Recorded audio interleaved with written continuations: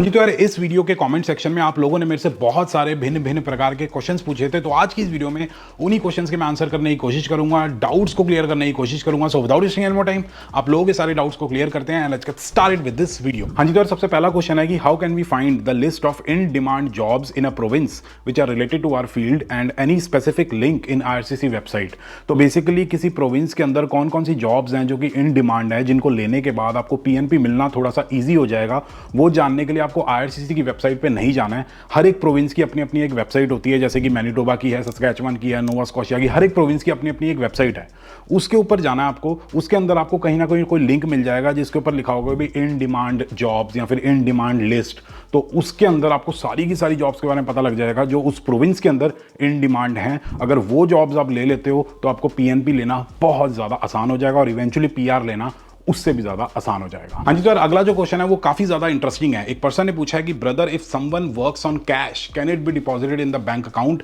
If yes then what should be the limit? तो basically यार मैं ये बोलना चाहूंगा कि अगर आप कनाडा के अंदर एक इंटरनेशनल स्टूडेंट हो तो प्लीज, अगर आप कैश पे काम कर रहे हो तो अभी से उसको करना बंद कर दो, या फिर अगर सोच रहे हो कि फ्यूचर में करूंगा तो उस आइडिया को प्लीज ड्रॉप कर दो, क्योंकि कैश पे काम करना as an international student illegal माना जाता है। अगर गवर्नमेंट को पता लग जाता है तो तुरंत आपके ऊपर डिपोर्टेशन का केस चलेगा और फ्यूचर में मोस्ट प्रोबेबली जैसे जोबनदीप सिंह संधू के साथ हुआ था, आपके साथ भी हो सकता है और आपको अपनी होम कंट्री में डिपोर्ट किया जा सकता है। या फिर आगे जाके जब आप अपना post graduate work permit apply करोगे या फिर अपनी पीआर अप्लाई करोगे तब पता लग जाता है, तो ये सारी चीजें आपकी रिजेक्ट हो सकती हैं। क्योंकि होता क्या है कि as an international student in Canada हफ्ते में आपको एक लिमिटेड नंबर ऑफ आवर्स काम करना ही अलाउड होता है, और जितने पैसे आपके बैंक अकाउंट में है और कितना आपने काम किया अपने सिन के ऊपर, अगर वो दोनों चीजें मैच नहीं होंगी, मतलब हिसाब किताब सही नहीं बैठेगा, तो मोस्ट प्रोबेबली आपको फ्यूचर में कोई ना कोई प्रॉब्लम फेस करनी पड़ सकती है। और बाकी अगर आप थोड़ा बहुत कैश पे काम कर चुके हो और आपके पास कैश पड़ी हुई है घर पे, तो प्लीज उसको बैंक अकाउंट में मत डालना,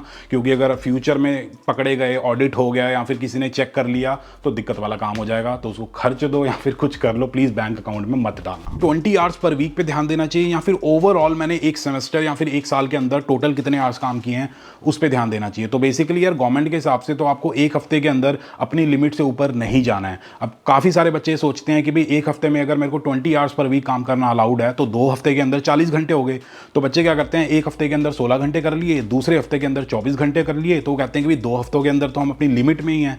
तो इस हिसाब से तो यार आप 4-5 महीने काम मत करो और रिमेनिंग जो 6 महीने हैं उसमें 100 घंटे काम करो, तो आपको कोई दिक्कत नहीं आएगी। ऐसा नहीं होता। तो आपको हर एक हफ्ते में जितनी भी आपको लिमिट है उससे ऊपर नहीं जाना है। अब कितनी लिमिट है, आज के टाइम पे थोड़ा सा कंफ्यूजिंग हिसाब किताब हो रखा है कि कब आपने अपना स्टूडेंट वीजा अप्लाई किया था, कब आप कनाडा के अंदर थे। तो उसके लिए आपको सिंपली क्या करना है, अपने इंटरनेशनल स्टूडेंट्स डिपार्टमेंट के अंदर जाना है, अपने कॉलेज या यूनिवर्सिटी में, और उनको सारी डिटेल बतानी है और वो आपको बता देंगे कि भाई इतने नंबर ऑफ आवर्स आप हफ्ते के कर सकते हो, तो उससे ज्यादा आपको नहीं करना है। How many hours in maximum can we do during our 4 months scheduled break? Is there any cap on that? तो बेसिकली यार अपनी शेड्यूल्ड ब्रेक के दौरान जब आप फुल टाइम काम कर सकते हो उस केस में उसके ऊपर कोई लिमिट नहीं होती, कोई कैप नहीं होती। जब मैं कनाडा के अंदर एक स्टूडेंट था, अपनी शेड्यूल्ड ब्रेक में मैंने 70 to 75 आवर्स पर वीक किया था। 2 जॉब मैं करता था, एक जगह 37 साढ़े 37 मिल जाते थे, दूसरी जगह 35 के आसपास मिल जाते थे, तो हिसाब किताब बढ़िया चल रहा था। तो बेसिकली आईआरसीसी की वेबसाइट पे ये लिखा हुआ है कि आप यूजुअल नंबर ऑफ आवर्स से ज्यादा काम कर सकते हो, और उन्होंने कोई नंबर नहीं दिया कि कितना कर सकते हो। तो कोई टेंशन की बात नहीं है, आराम से करो। एक यार बहुत ही कॉमन सा क्वेश्चन है कि मैं मई इनटेक 2024 या फिर सितंबर इनटेक 2024 में कनाडा आ रहा हूं, तो मेरे को क्या क्या चीजें लेके आनी चाहिए, क्या क्या चीजें पैक करनी चाहिए। तो पैकिंग के ऊपर मैंने प्रॉपर वीडियो बना रखी है, लिंक डिस्क्रिप्शन में डाल दूंगा, आप जाके चेकआउट कर सकते हो। लेकिन 2 चीजें हैं जो मेरे हिसाब से आपको डेफिनेटली लेके आनी चाहिए। सबसे पहले तो आपका ड्राइविंग लाइसेंस और उसका एक्सट्रैक्ट आ जाता है। तो बेसिकली अगर आप कनाडा आते हो और अपना ड्राइविंग लाइसेंस बनवाते हो बिल्कुल स्क्रैच से, तो उस केस में आपको 2 साल से ऊपर लग जाएंगे प्रॉपर अपना फुल ड्राइविंग लाइसेंस लेने में। लेकिन अगर आप अपना ड्राइविंग लाइसेंस और अपना एक्सट्रैक्ट लेके आ जाते हो तो उस केस में फटाफट से आपका काम हो जाएगा। पहले हफ्ते के अंदर ही आप अपना फुल ड्राइविंग लाइसेंस ले सकते हो और कुछ भी चला सकते हो किसी भी रोड के ऊपर। और दूसरी चीज है आपकी कनेडियन सिम। तो बेसिकली आप कनाडा आने से पहले ही इंडिया में घर बैठे बैठे एक कनेडियन नंबर ऑर्डर कर सकते हो, जिसमें आपको सिर्फ $40 के अंदर unlimited Canada wide calling, messaging और 100 GB ऑफ डेटा मिलता है। तो बेसिकली अगर आप कनाडा आने के बाद कोई सिम कार्ड लोगे या फिर नया फोन नंबर लोगे तो उस केस में आपको कुछ एक्टिवेशन चार्जेस देने पड़ेंगे, लाइक 50 या फिर $60। लेकिन अगर आप एक कनेडियन सिम लेते हो तो आपको कोई भी एक्टिवेशन चार्जेस देने की जरूरत नहीं है। और साथ के साथ सबसे बढ़िया चीज ये है कि जो सिम कार्ड है वो आपके घर पे बिल्कुल फ्री ऑफ कॉस्ट डिलीवर कर दिया जाएगा कनाडा आने से पहले। और भाई साहब काफी सारे लोगों का शौक होता है कि भी कनाडा आने के बाद एक नया फोन लेना है, आईफोन, सैमसंग या फिर गूगल पिक्सल वगैरह। और काफी सारे बच्चे होते हैं कनाडा आने के बाद 3-4 महीने वेट करते हैं बॉक्सिंग डे या फिर ब्लैक फ्राइडे डील्स का। लेकिन अब क्या कर सकते हो, आप कनाडा आने से पहले ही अपने एक नए फ़ोन के लिए रजिस्टर कर सकते हो। जैसे ही कनाडा पहुंचोगे आपको अपना नया फ़ोन मिल जाएगा पसंद का, कॉन्ट्रैक्ट पे। तो अपनी टाइम पे पेमेंट्स करते रहना और अपना क्रेडिट स्कोर भी आपका बढ़ता रहेगा और फ़ोन भी इंजॉय हो जाएगा। तो अगर आप कनाडा आने से पहले फ़ोन नंबर और फ़ोन से रिलेटेड सारी की सारी टेंशन खत्म कर देना चाहते हो तो लिंक डिस्क्रिप्शन में दिया हुआ है, उस पर क्लिक करके बिना किसी दिक्कत के आप एक कनेडियन सिम और एक फ़ोन के लिए रजिस्टर कर सकते हो। तो भाई साहब जब कनाडा पहुंचोगे, एयरपोर्ट से बाहर निकलोगे तो इंटरनेट चलाना है या फिर किसी को कॉल करना है या फिर जो भी करना है, कोई टेंशन वाली बात ही नहीं है। आपके पास ऑलरेडी एक एक्टिवेटेड कनेडियन नंबर होगा। बाकी अब कंटिन्यू करते हैं अपने अगले क्वेश्चंस के साथ। अब यार एक क्वेश्चन है जो बहुत सारे लोगों ने पूछा था, मतलब काफी सारे स्टूडेंट्स को वो डाउट था।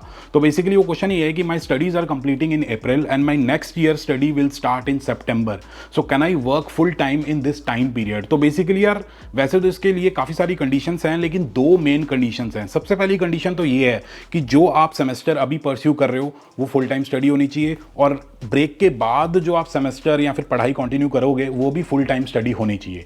ये तो एक कंडीशन होगी। दूसरी कंडीशन ये है कि जो आप पढ़ाई अभी कर रहे हो, मतलब सेमेस्टर परस्यू कर रहे हो, और जो अगला सेमेस्टर स्टार्ट करोगे, उन दोनों के बीच में जो गैप है वो 150 डेज से कम होना चाहिए। अगर ये दो कंडीशन आप फुलफिल करते हो तो डेफिनेटली अपने गैप के टाइम आप अपना फुल टाइम काम कर सकते हो। मतलब जितने चाहे उतने नंबर ऑफ आवर्स आप काम कर सकते हो और बढ़िया तरीके से पैसे कमा सकते हो। एक पर्सन ने बहुत ही इनोसेंट सा क्वेश्चन पूछा है। वो पूछ रहे हैं कि ब्रो, ग्रेजुएट होने के बाद पीजीडब्ल्यूपी अप्लाई करने तक हमें जॉब से रिजाइन करना पड़ेगा या फिर सिर्फ शिफ्ट लेनी बंद करनी है? तो आपको सिर्फ शिफ्ट लेनी बंद करनी है। सिंपली आपको क्या करना है, जैसे ही आप ग्रेजुएट हो जाओगे आपको कंप्लीशन लेटर मिल जाएगा, आपको अपने एम्प्लॉयर को फ़ोन करना है या फिर जाके बात करनी है। उसको ये बोलना है कि भाई कनाडा के अंदर मैं एक इमिग्रेंट हूँ, टेम्परेरी रेजिडेंट हूँ, इंटरनेशनल स्टूडेंट हूँ, तो मेरी पढ़ाई कंप्लीट हो चुकी है, कंप्लीशन लेटर मिल चुका है। जब तक मैं अपना post graduate work permit apply नहीं कर देता तब तक मैं लीगली कनाडा के अंदर काम नहीं कर सकता, जो कि मैं आज कल या परसों तक कर दूंगा।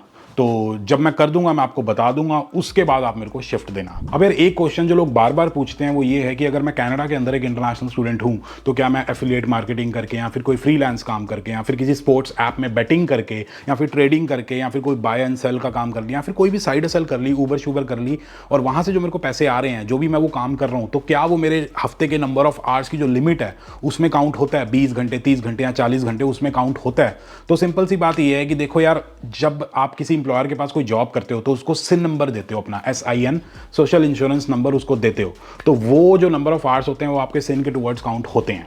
लेकिन अगर मान लो कि आप कोई फ्रीलांस काम कर रहे हो ऑनलाइन, ठीक है, वो आपको पेमेंट कर रहा है, उसको आप अपना सिन नंबर नहीं दे रहे हो, तो वो चीज़ आपके नंबर ऑफ आवर्स में काउंट नहीं होती है। लेकिन अगर आप अपने बैंक अकाउंट में पेमेंट लेते ही जा रहे हो और आपके जो नंबर ऑफ आवर्स हैं वो काफ़ी ज़्यादा लिमिटेड है, लाइक 20 घंटे, 30 घंटे, और महीने के आप कमा रहे हो $5,000 $6,000, तो वो दोनों चीज़ें ना मैच नहीं होती हैं। तो उस केस में आपको फ्यूचर में प्रॉब्लम फेस करनी पड़ सकती है। जैसे कैश पे काम करना हो गया, वही चीज़ होगी एक तरीके से। तो मेरे हिसाब से अगर आप कोई फ्रीलांस काम कर रहे हो, कुछ भी कर रहे हो, तो उस चीज़ को प्लीज़ ट्रैक करो और जो एक लिमिट के अंदर रहो। How many minimum courses are required to maintain full time status in semester? तो बेसिकली जहां तक मेरे को पता है, मेरी रिसर्च कहती है कि आपको मिनिमम 3 कोर्सेज के अंदर एनरोल होना पड़ेगा एक सेमेस्टर के अंदर, अगर आप अपना फुल टाइम स्टेटस रिटेन करना चाहते हो और अपनी part time job off campus करना चाहते हो। तो 3 कोर्सेज। अब एक बहुत ही बढ़िया सा क्वेश्चन है कि do Indian students face discrimination in terms of housing and part time jobs in Chinese area such as Markham? तो डेफिनेटली यार देखो, अगर आप अपनी होम कंट्री से बाहर किसी और कंट्री में रहने के लिए जा रहे हो जहां पे अलग अलग कल्चर और कम्युनिटी के लोग रहते हैं, तो डेफिनेटली आप थोड़ा बहुत रेसिज्म और डिस्क्रिमिनेशन फेस करोगे। चाइनीज़ के तो बात ही छोड़ो, अपने ही लोग हमारे साथ डिस्क्रिमिनेशन और रेसिज्म करते हैं। मैंने एक वीडियो में एक्सप्लेन किया था। तो चाइनीज़ तो यार नेक्स्ट लेवल हो गया, वो डेफिनेटली अपने लोगों को पहले प्रेफरेंस देंगे। तो डिस्क्रिमिनेशन, रेसिज्म डेफिनेटली आप फेस करोगे, तो ये रियलिटी है, you have to live with that. अब यार जो अगला क्वेश्चन है ना, वो बहुत ज़्यादा ज़रूरी है सारे के सारे इंटरनेशनल स्टूडेंट्स के लिए। तो बेसिकली एक पर्सन ने क्वेश्चन पूछा है कि मैं मई इनटेक 2024 में कनाडा आने वाला हूं, तो कोई एक ऐसी चीज बताओ जो मेरे को कनाडा आने के बाद बिल्कुल नहीं करनी है। तो बेसिकली यार मेरे एक्सपीरियंस के हिसाब से अगर आप कनाडा के अंदर अपनी लाइफ स्मूथ चाहते हो, सारे के सारे सपने अपने पूरे करना चाहते हो, कोई भी फाइनेंशियल स्ट्रेस नहीं चाहते, इमोशनल स्ट्रेस नहीं चाहते, मतलब बिल्कुल टेंशन फ्री रहना चाहते हो कनाडा के अंदर, और आगे जाके आप फ्यूचर में परेशान नहीं होना चाहते, तो please please please 3 bar please गाड़ी लोन पे मत खरीदना। अब यार एक भाई साहब ने एक बहुत ही बढ़िया सा क्वेश्चन पूछा है, 2 इयर्स डिप्लोमा और 4 years bachelors which is best according to the current situation. तो मेरे हिसाब से यार ये पर्सन टू पर्सन डिपेंड करता है कि आपकी फाइनेंशियल, आपकी इमोशनल, आपकी सारी की सारी जो सिचुएशन है वो कैसी है। फॉर एग्जाम्पल, अगर आप एक ऐसे पर्सन हो जो फ्यूचर में अपने स्पाउस को ओपन वर्क परमिट पे कनाडा बुलाना चाहते हो, तो उस केस में आपको ना ही डिप्लोमा करना चाहिए ना ही बैचलर्स करनी चाहिए। कुछ स्पेसिफिक प्रोग्राम्स है बैचलर्स के, वो कर सकते हो, या फिर आपको मास्टर्स या पीएचडी करना पड़ेगा अगर उनको ओपन वर्क परमिट पे बुलाना चाहते हो। ठीक है, अगर आप 12th के बाद आ रहे हो और पढ़ाई के बाद बढ़िया सी जॉब करना चाहते हो, तो उस केस में भी आपको डिप्लोमा नहीं करना चाहिए। मेरे हिसाब से आपको बैचलर्स करनी चाहिए।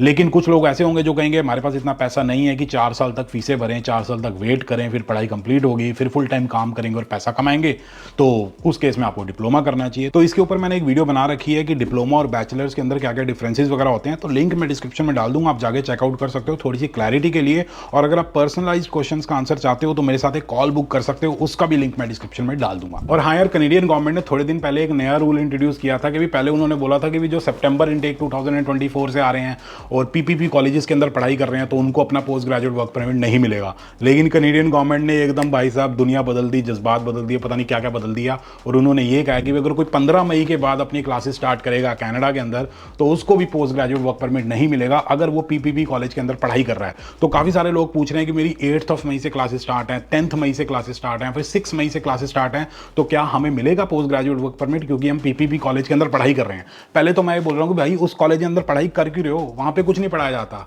लेकिन चलो अनफॉर्चुनेटली वहां पे पढ़ाई करने के लिए आ गए। तो अगर आप 15 मई से पहले स्टार्ट कर रहे हो अपनी पढ़ाई, चाहे 6 को या फिर 10 को या फिर 11 को या फिर 5 को, कोई टेंशन की बात नहीं, आपको पोस्ट ग्रेजुएट वर्क परमिट मिलेगा। लेकिन अगर आप 15 मई या फिर उसके बाद स्टार्ट करोगे तो भाई नहीं मिलेगा, तो डेफर कराने का तो कोई फायदा नहीं है, तो अपना कॉलेज ही चेंज करा लो, पब्लिक वाला कॉलेज करा लो। अगला क्वेश्चन है कि is Brampton a good city to study as an international student in Canada. तो बेसिकली यार मैं ये कहना चाहूंगा कि इंडिया से उठ के अगर आप इंडिया में ही पढ़ाई करने के लिए आ रहे हो तो मेरे हिसाब से कोई सेंस नहीं बनता। हाँ, खाना खाना है तो ब्रैम्पटन चले जाना, लेकिन मेरे हिसाब से पढ़ाई करने के लिए किसी और अच्छी सिटी में जाओ। बाकी यार अगर आप ये जानना चाहते हो कि मैंने अपनी कनाडा की पीआर कैसे अप्लाई की थी, क्या प्रोसेस था, क्या क्या प्रॉब्लम्स आई थी, तो उसके लिए आप ये लेफ्ट वाली वीडियो जरूर चेकआउट करना। और ये जानना चाहते हो कि कनाडा के अंदर पीआर अप्लाई करने के लिए कौन कौन से डॉक्यूमेंट्स की जरूरत पड़ती है, उनको किस तरीके से मैंने ढंग से ऑर्गेनाइज किया था, तो ये राइट वाली वीडियो आप जाके चेकआउट कर सकते हो। और ये वीडियो अगर आप लोगों को पसंद आई तो please like, share and subscribe, and as always stay healthy and keep hustling.